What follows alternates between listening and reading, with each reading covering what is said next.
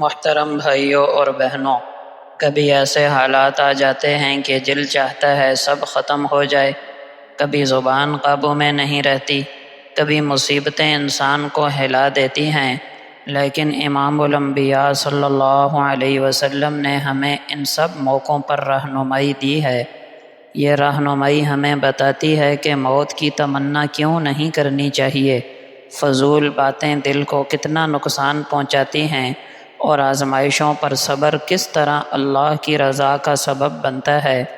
تو آئیے روزانہ کی طرح آج بھی یہ 3 احادیث مبارکہ اور ان کی مختصر تشریح سنتے ہیں۔ بسم اللہ الرحمن الرحیم۔ صحیح مسلم کی روایت ہے، ابو ہریرہ رضی اللہ عنہ فرماتے ہیں کہ نبی اکرم صلی اللہ علیہ وسلم نے فرمایا، تم میں سے کوئی شخص موت کی تمنا نہ کرے اور نہ موت آنے سے پہلے اس کے لیے دعا کرے، کیونکہ جب انسان فوت ہو جاتا ہے تو اس کی ساری امیدیں ٹوٹ جاتی ہیں، اور مومن کی عمر اس کے لیے خیر اور بھلائی میں اضافے کا ذریعہ ہے۔ محترم دوستو، نبی کریم صلی اللہ علیہ وسلم نے ہمیں تعلیم دی ہے کہ موت کی آرزو نہ کیا کرو، کیونکہ موت مانگنا دراصل اللہ کی تقسیم اور تقدیر پر ناراض ہونے کی علامت ہے۔ کیونکہ انسان زندہ ہے تو توبہ کر سکتا ہے، اپنے نیک اعمال میں اضافہ کر سکتا ہے، دوسروں کے لیے فائدہ مند بن سکتا ہے، اسی لیے مومن کے لیے بڑھتی ہوئی عمر خیر کا ذریعہ بن جاتی ہے۔ مرنے کے بعد تو نیک اعمال اور برے اعمال کا دروازہ بند ہو جاتا ہے، نہ نماز پڑھ سکتا ہے، نہ صدقہ کر سکتا ہے، نہ توبہ کی گنجائش باقی رہتی ہے۔ دنیا کی مشکلات اور آزمائشیں بعض اوقات انسان کو تھکا دیتی ہیں، لیکن ان پر صبر کرنے میں بھی اجر ہے، اس لیے مومن کے لیے ہر دن نیکیوں کے ذخیرے میں اضافے کا دن ہوتا ہے۔ ہاں، اگر حالات بہت سخت ہوں تب بھی موت کی تمنا کرنے کی بجائے یہ دعا مانگنا چاہیے، اے اللہ، اگر زندگی میرے لیے بہتر ہے تو مجھے زندہ رکھ، اور اگر موت بہتر ہے تو مجھے اپنے پاس بلا لے۔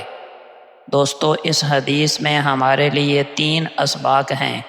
زندگی اللہ کی نعمت ہے، ہر دن مومن کے لیے نیکی بڑھانے کا موقع ہے، مشکلات کے باوجود صبر اور دعا کا رستہ اختیار کرنا چاہیے۔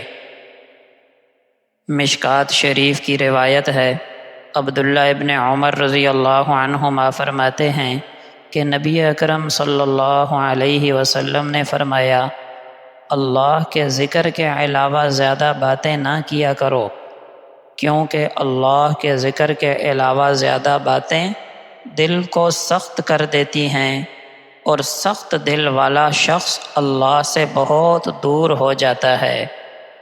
محترم دوستو، اس حدیث میں کثرت کلام سے منع کیا گیا۔ غیر ضروری گفتگو، فضول باتیں، بے مقصد مشغلے دل پر بہت منفی اثرات ڈالتے ہیں۔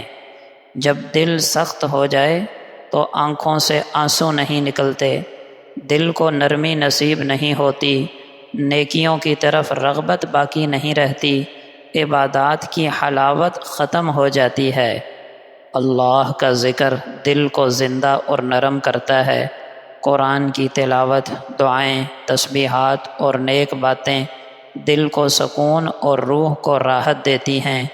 زیادہ بولنے میں اکثر غیبت، جھوٹ یا لغو باتوں کا خطرہ رہتا ہے، جو انسان کو اللہ کی رحمت سے دور کر دیتی ہیں۔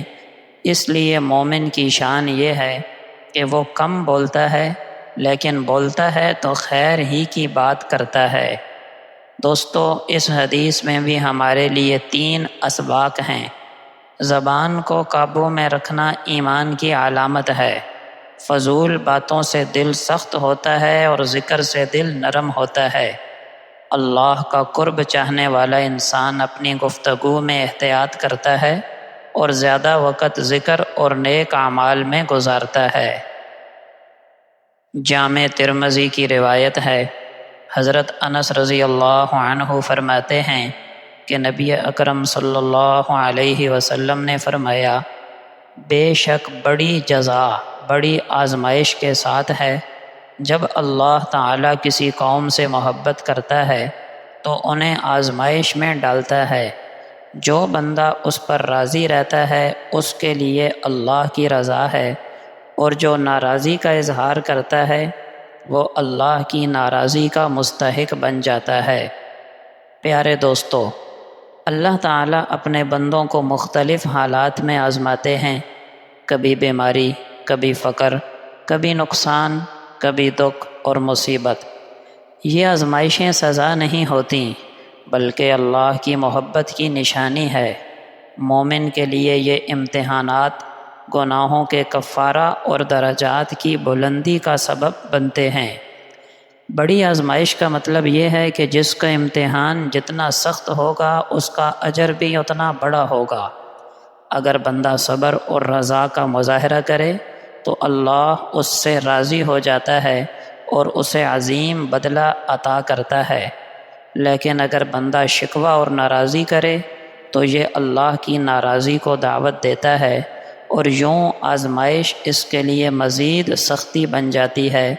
ایک حدیث میں آتا ہے کہ نبی اکرم صلی اللہ علیہ وسلم نے فرمایا، جس پر اللہ بھلائی کا ارادہ کرتے ہیں اسے آزمائش میں مبتلا کرتے ہیں۔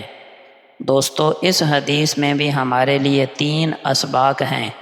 ایک یہ کہ آزمائشیں ایمان کا حصہ ہیں، دوسرا یہ کہ صبر اور رضا سے اللہ کی رضامندی اور قرب نصیب ہوتا ہے، تیسرا یہ کہ بڑی آزمائشیں بڑے اجر و ثواب کی ضمانت ہیں۔